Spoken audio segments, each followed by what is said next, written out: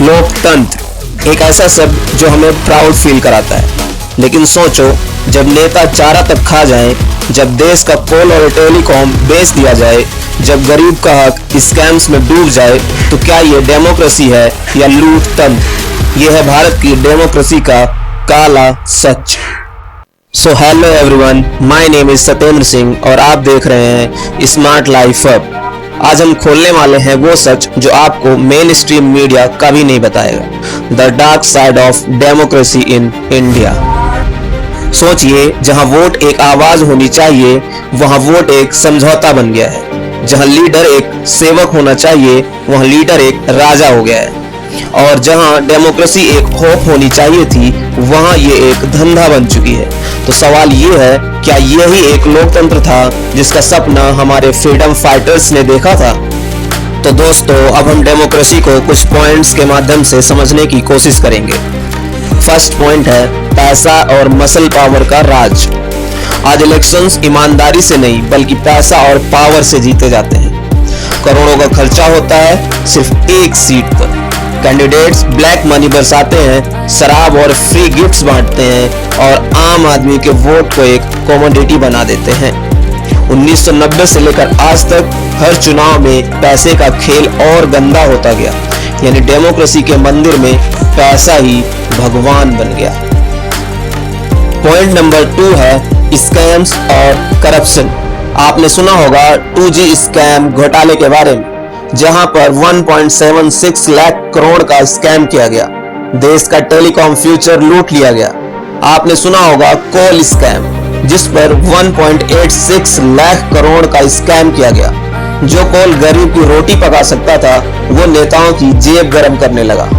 आपने सुना होगा कॉमनवेल्थ गेम्स स्कैम, जहां पर 70,000 करोड़ रुपए का स्कैम किया गया। देश की इज्जत दांव पर थी, लेकिन करप्शन ने खेलों को भी नहीं छोड़ा। आपने सुना होगा फूडर स्कैम, जिसे चारा घोटाला भी कहते हैं। इस पर 900 करोड़ रुपए का स्कैम किया गया। गाय भैंस का चारा तक खा लिया गया। इन स्कैंडल्स ने यह दिखाया कि डेमोक्रेसी के नाम पर लीडर्स ने सिर्फ अपना घर भरा है और आवाम को लूटते गए हैं। पॉइंट नंबर 3 है vote bank politics.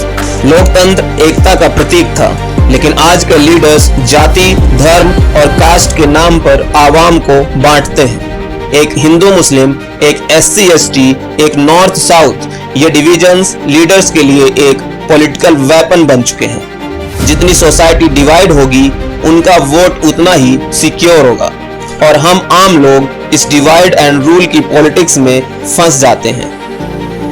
Point number 4 है सिस्टम की ठगी। आज आम आदमी की फाइल एक सरकारी दफ्तर में तब तक पड़ी रहती है जब तक पैसा या सिफारिश ना हो। पुलिस और ब्यूरोक्रेसी, जो डेमोक्रेसी का बैकबोन होते हैं, वो भी अक्सर नेताओं के इशारों पर नाचते हैं। सिस्टम आम आदमी के लिए जंगल बन गया है, जहां सर्वाइवल उन्हीं का होता है जो पावरफुल होते हैं। नंबर 5 है मीडिया का ब्लैकआउट। मीडिया को डेमोक्रेसी का चौथा पिलर कहा जाता है, लेकिन जब मीडिया ही TRP और पॉलिटिकल फंडिंग के लिए कॉम्प्रोमाइज कर ले, तब आवाम तक सच कैसे पहुंचता है? आज कुछ मीडिया हाउसेस नेताओं की PR मशीन बन गए, जहां सच्चाई दब जाती है और प्रोपोगेंडा प्राइम टाइम बन जाता है। पॉइंट नंबर 6 है जनता का धोखा। सबसे बड़ा डार्क साइड यही है कि आम वोटर अपने हक को समझता ही नहीं। फ्री राशन, 500 रुपए या छोटे गिफ्ट्स के लिए वोट बेच दिया जाता है और फिर 5 साल तक वही लीडर्स अपना राज चलाते हैं। जब तक वोटर जागरूक नहीं होगा, तब तक करप्शन के चक्रव्यूह से डेमोक्रेसी बाहर नहीं निकल पाएगी। सोचिए दोस्तों, अगर 2G स्कैम का पैसा हॉस्पिटल्स में लगता तो कितनी जिंदगियां बच जाती।